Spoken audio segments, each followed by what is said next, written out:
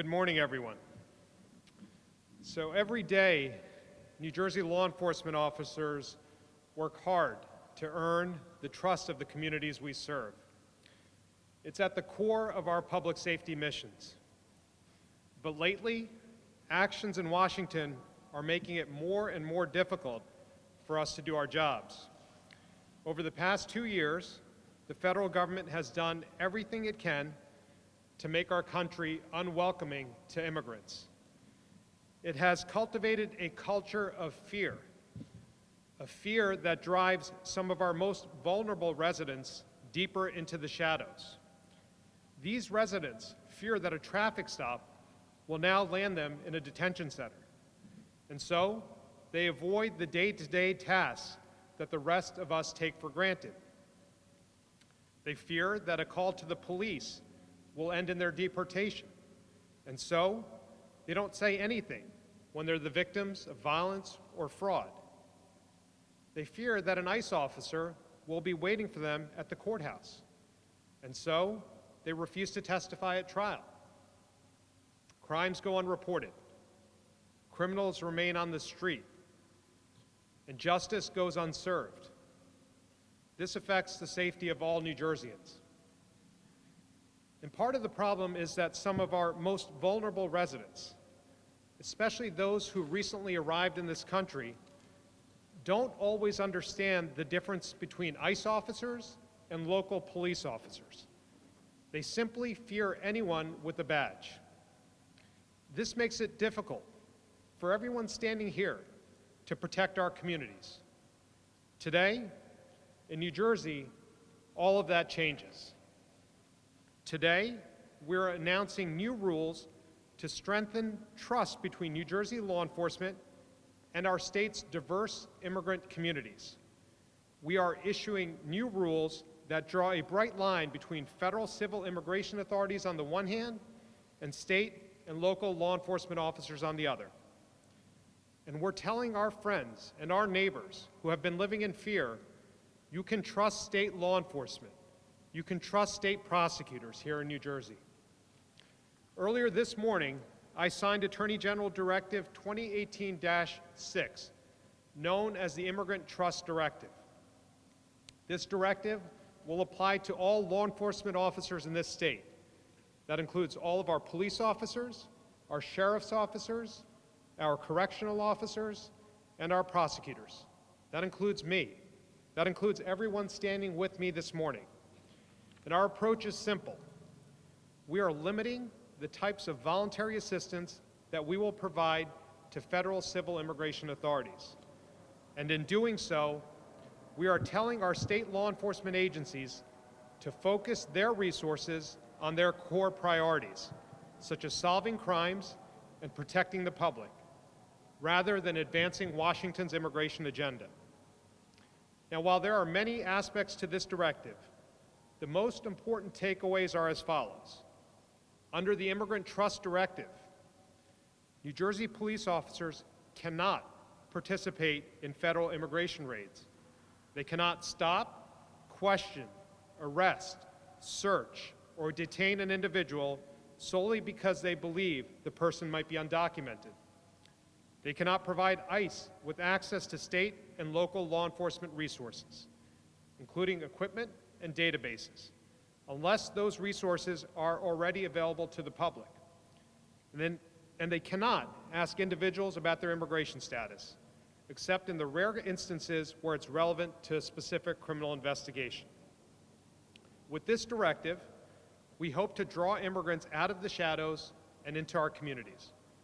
We hope to create an environment where residents feel safe around our officers, whether they're reporting a crime or simply striking up a conversation. Now, let me be clear about what this directive is not. Although the Immigrant Trust Directive may bring some changes to state law enforcement practices, it's important to understand what we are not changing. Nothing in this directive restricts officers from complying with federal law. Nothing in this directive prevents officers from enforcing valid court orders, including warrants signed by state or federal judges. And nothing in this directive provides sanctuary to those who commit crimes in New Jersey. If you break the law in New Jersey, if you assault someone, if you rob someone, if you defraud someone, we will hold you accountable no matter your immigration status. Let me say that again and be crystal clear about this. If you break the law in New Jersey, we will go after you no matter your immigration status. No one gets a free pass. And we will push back against anyone who tries to mischaracterize our excuse me. Let me say this again because it's important. We will push back against anyone who tries to mischaracterize our new rules by sowing fear and misinformation. If you do that, we'll call you out. Now, this directive was a result of months of study, with input from law enforcement officers from across our state and a wide range of community stakeholders, many of whom are here this afternoon. We listened to all of them. We valued their input. And I want to thank them all personally for their help in developing this directive. Everyone in those meetings stressed the importance of strengthening trust with the community. And today's announcement is part of a broader effort to reinforce the ties between law enforcement and the communities they serve. Whether it's cracking down on notario fraud in this state or fighting to save DACA, we're showing that we're here to serve all members of our community. Because you can be pro-immigrant and be pro-law enforcement. And this directive is pro-law enforcement precisely because it is pro-immigrant. It is no accident that we're gathered here today at Liberty State Park, in the shadow of the Statue of Liberty, with Ellis Island to my right at this historic terminal, where 10 million new immigrants departed on trains to start their new lives in America. We are here at this location to remind everyone, because it seems that many have forgotten, that for centuries we welcomed those yearning to breathe free.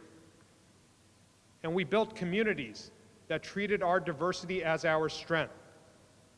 With today's directive, we are sending a message to those in Washington that we will not allow you to drive a wedge between our law enforcement officers and our immigrant communities. We are sending a message that here in New Jersey, we embrace our identity as a nation of immigrants, and that we can all work together to keep our communities safe from harm. Our country, our state, our residents deserve nothing less.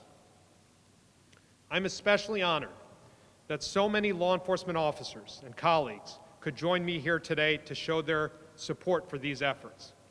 We are joined by a number of chiefs of police from across our state, and alongside of them are the county prosecutors who represent those communities. And we are also joined by Veronica Allende, the director of our Division of Criminal Justice, who you'll hear from in a moment. These men and women behind me, they represent all corners and all communities of our state. And all of us, all of them, are committed to and are united in our efforts to build trust. That's why we've also recorded short videos about today's directive in nearly a dozen languages. To do so, we worked with officers who grew up speaking a different language in their homes. Those videos are now posted at nj.gov/trusts, and I'm happy to see that some of the officers who participated in that project are also with us this morning. I want to thank them personally and their departments for participating in this important project. With that, I want to turn it over to Director Allende, who will make some brief remarks. She'll be followed by Jersey City Police Chief Michael Kelly. We'll then take your questions. Thank you.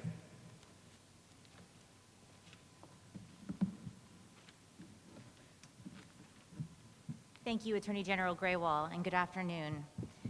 I'm honored to be here today representing the New Jersey Division of Criminal Justice. As a career prosecutor, I am critically aware of how important it is for our law enforcement officers to not only earn, but also maintain the trust of the communities that we serve.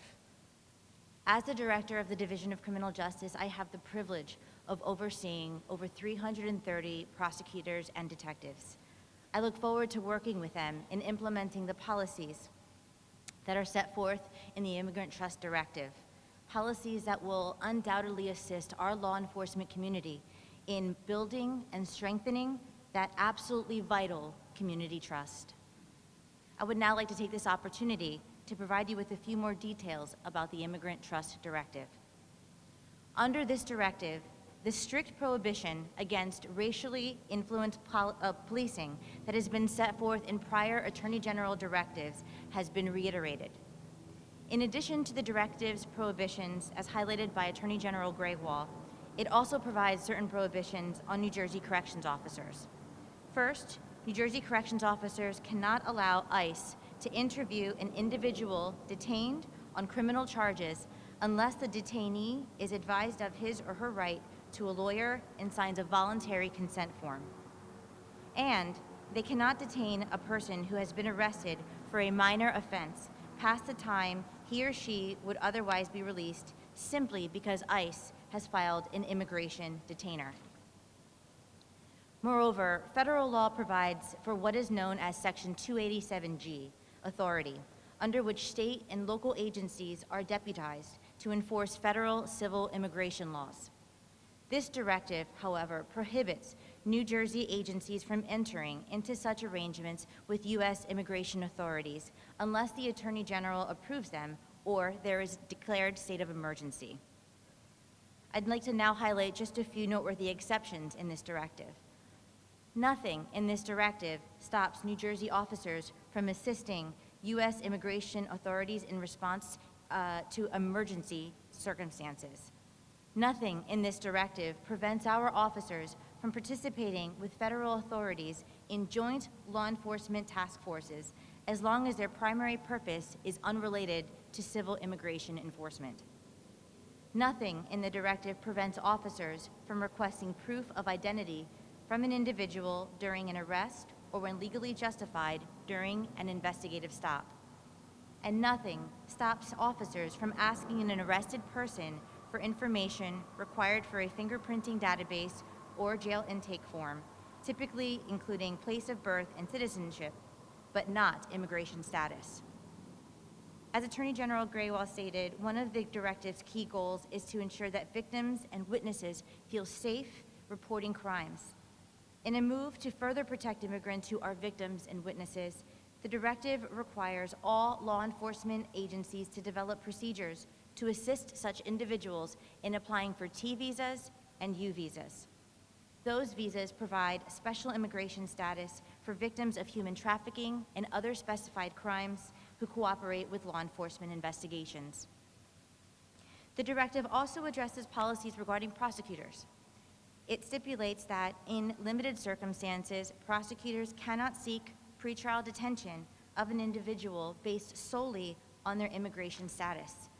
And prosecutors cannot attack a witness's credibility at trial based on his or her immigration status. Lastly, the directive mandates training and community outreach efforts. And to implement this directive, the Division of Criminal Justice is developing an online training program to explain the requirements of the directive to officers and prosecutors across the state. All members of law enforcement must complete the training by March 15th of 2019 when the directive takes effect. In addition, all county prosecutors are required to conduct outreach to educate the public about the directive with a specific goal of strengthening trust between law enforcement and our immigrant communities. Put simply, we cannot allow the line between state criminal law and federal civil immigration law to become blurred. If we do, we risk losing the trust that we have worked so hard to build with our immigrant communities, and we jeopardize public safety and the safety of our New Jersey residents by reducing the effectiveness of our officers. When members of an immigrant community see local police officers deployed with federal agents during an ICE immigration raid, that is an example of when those lines can be blurred. With the exception of emergency situations or cases where serious crimes are also involved, that will no longer happen under this directive.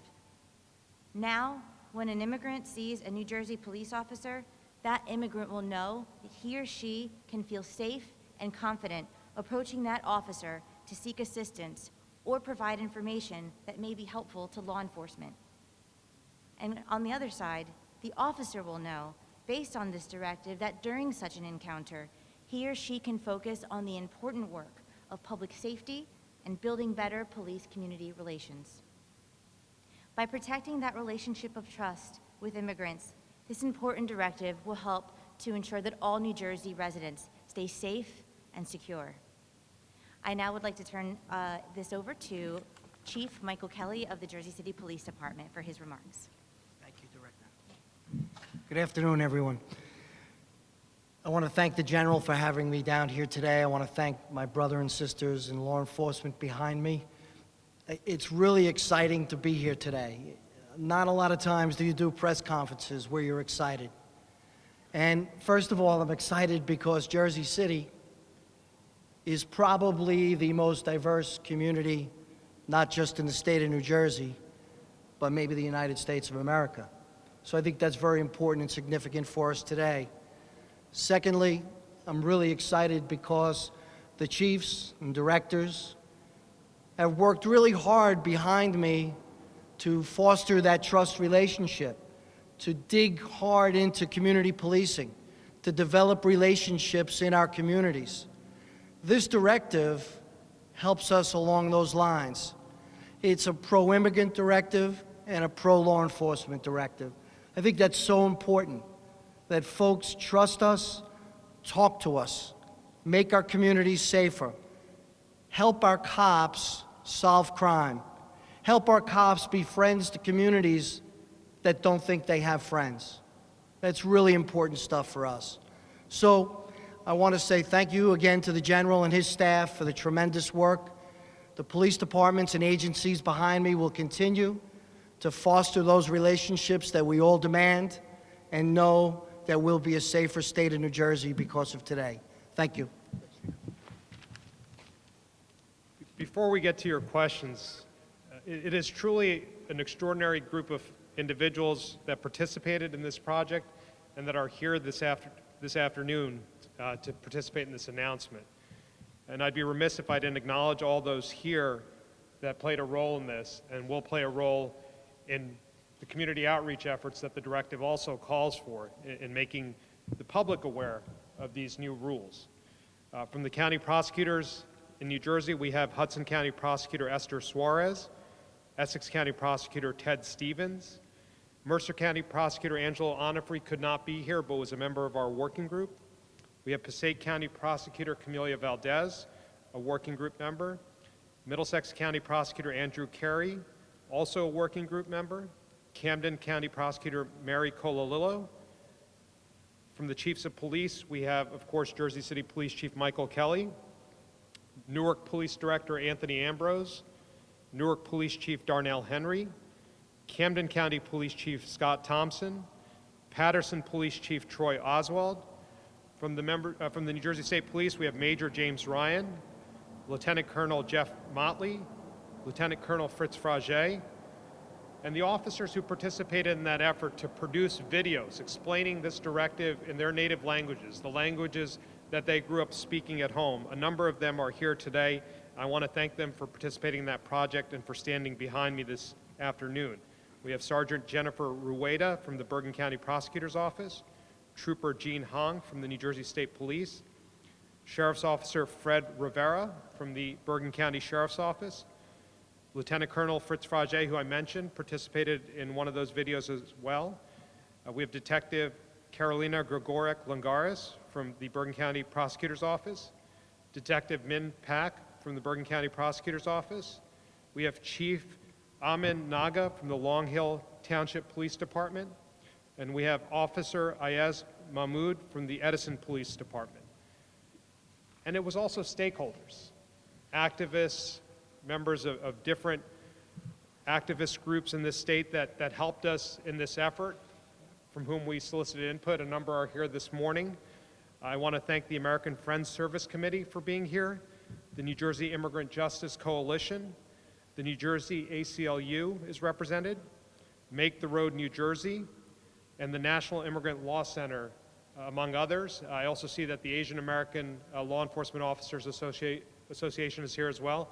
I want to thank them all for their contributions, their partnership in helping to produce this directive. It was truly an unprecedented collaboration, and I want to thank them for their hard work over the last 10 months. With that, we'll turn it over to your questions. Yes, ma'am.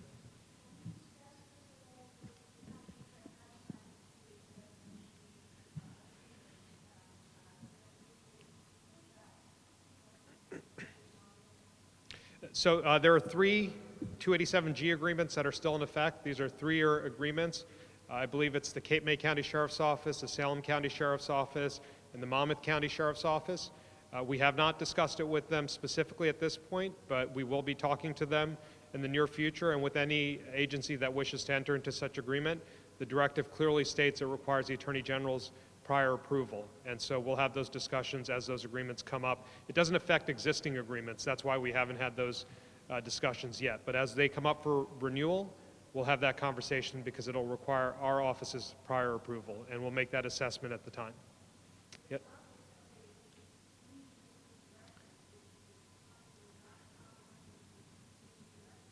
Well, I'm not certain of that because we haven't had that conversation, and over the last number of years, there were additional 287G agreements that other counties let expire. And so again, we'll have those conversations as those agreements come up for renewal. Yes, ma'am. I noticed that you said that New Jersey is not a sanctuary, but based on what you described to me, it sounds like a sanctuary state situation. No, I absolutely reject the term. We're not giving sanctuary to anyone to commit crime. If someone breaks the law in New Jersey, the men and women behind me will investigate those crimes and prosecute them. No one gets a free pass in this state for committing crime because of their immigration status. And for anyone to suggest otherwise, they don't understand the import of this directive or what the directive is doing, which is really saying that New Jersey state law enforcement officers are not here to enforce federal civil immigration laws. We're here to uphold state laws and prosecute people for violating state laws. No one gets a free pass. No one.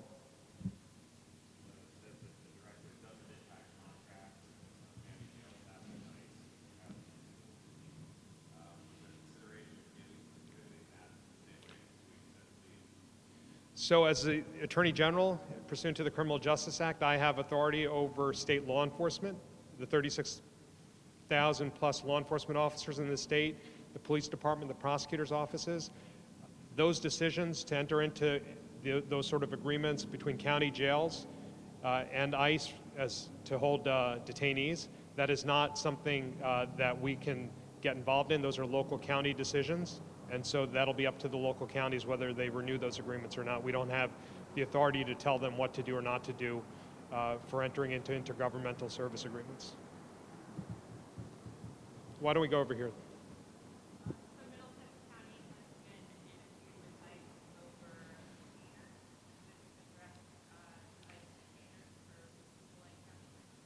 So the directive speaks to detainers, and it's important for everyone to understand that the directive sets the outer boundaries for the type of cooperation that state law enforcement, to include county jails and correctional officers and sheriff's officers, can provide to federal immigration authorities, the outer boundaries. If you're going to provide assistance, it can be no more than this. If you want to provide less, you're free to provide less, provided you don't violate any laws in that process. So with respect to detainers, the directive says that you can honor ICE detainers. You can provide notice and honor detainers in three circumstances. If someone is charged with a serious violent crime, which we enumerate in the directive, or if they've been adjudicated guilty, convicted of an indictable offense in the last 5 years, or the third is if they're subject to a final order of removal signed by a judge, and that order is lodged with the jail. Under those three circumstances, you may provide notice, and you may hold somebody on a detainer request, but in no case can you hold that person beyond the day of their release, till 11:59 p.m. that day, because otherwise it presents serious constitutional problems. So you say that there's nothing in here that violate federal requirements. Is there a deal point though that you do pass persons immigration status? Does that just involve the whole JAG grants and the I think you're conflating a lot of different issues. Burn JAG grants have nothing to do with immigration and our cooperation with immigration enforcement. What the federal government has tried to do is graft upon all of us in state law enforcement across the country certain requirements to do certain things when it comes to immigration enforcement. Burn JAG grants are constitutionally mandated grants, and there's nothing, not constitutionally, they're legal. They're laws that were passed by Congress, and nothing in those laws requires us to participate in the way that the federal government wants us to participate. This has been the subject of litigation across the country, where the Department of Justice has tried to impose conditions on Burn JAG grant funding, and they have lost in every single case at every single stage across the United States, and we're litigating with them on behalf of the state of New Jersey in the Southern District of New York right now on them imposing these restrictions on federal grant funding. There's no other requirement for us to do anything different, and the directive complies with all federal laws. So what's the status of that? It's still pending in the Southern District of New York. And so there's no money that's coming yet? The money's all been held in escrow. That's what's been done all across the country. And again, they've lost at every stage, in every case, in every part of this country.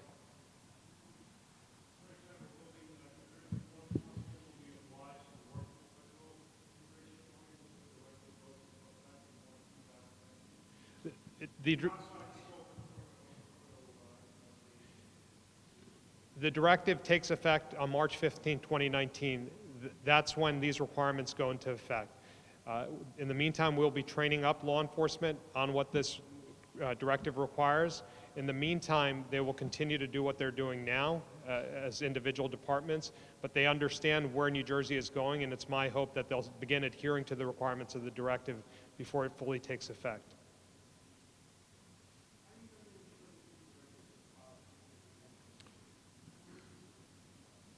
Well, we have supervisory authority, the Attorney General's office, along with the county prosecutors in their particular counties.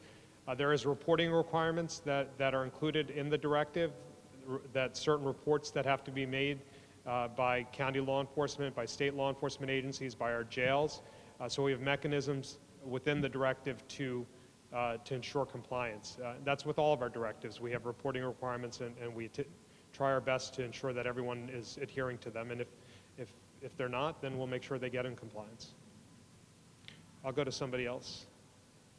Right there.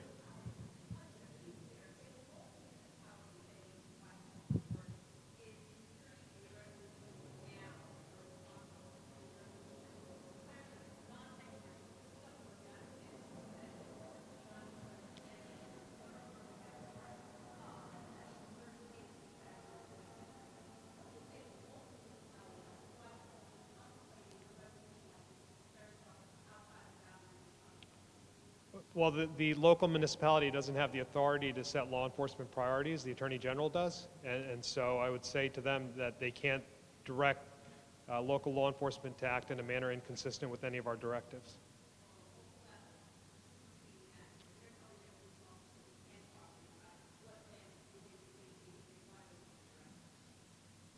Well, our directives supersede anything that the local government will say, and I'm fairly certain, based on my experience in Bergen County and with Wyckoff and with all of our police departments and all our police chiefs, that they adhere to Attorney General's directives. I'm aware that a number of municipalities across the state are considering similar resolutions and things of that nature, and so I'm not aware of that specific one, but I know that's the conversation being had in a number of our municipalities. And I would say to them that they can't set law enforcement priorities or dictate law enforcement practices. The Attorney General's office can, and that's within our jurisdiction, not theirs.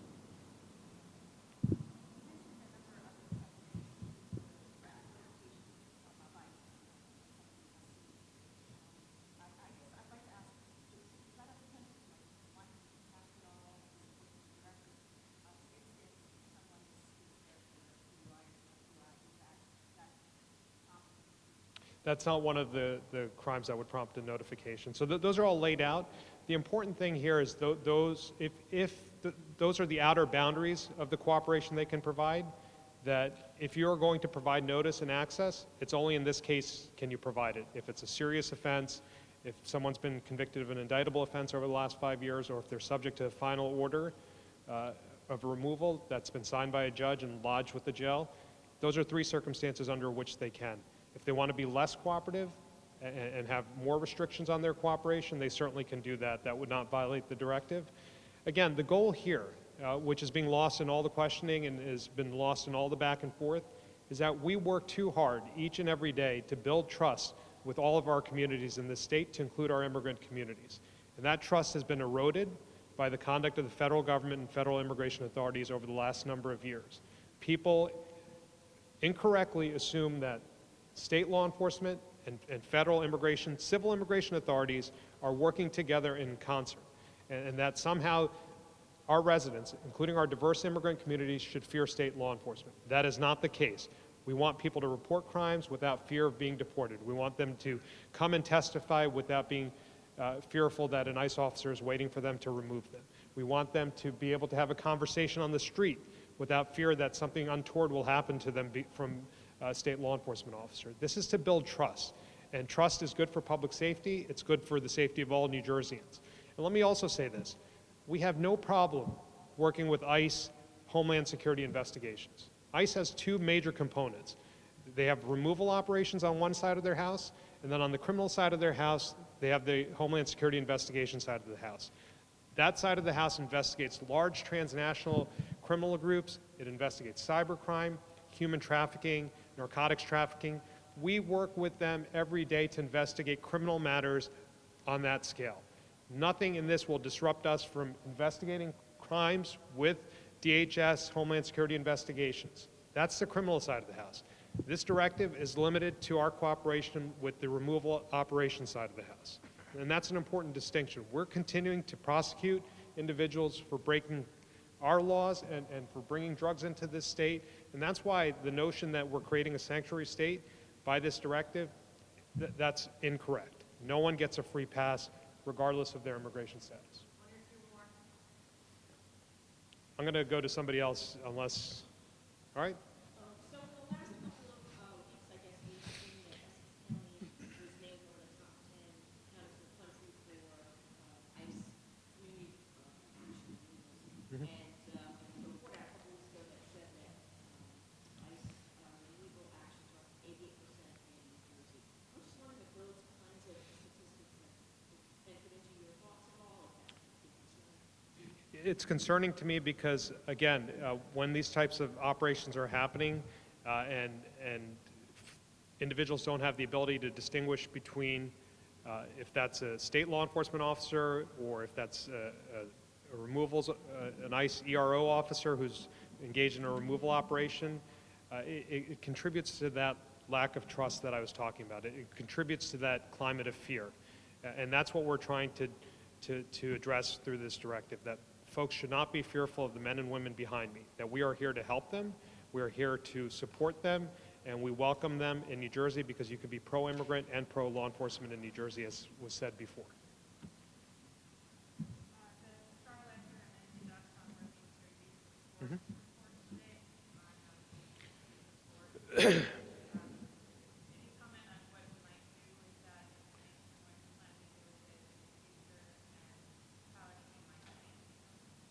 Sure.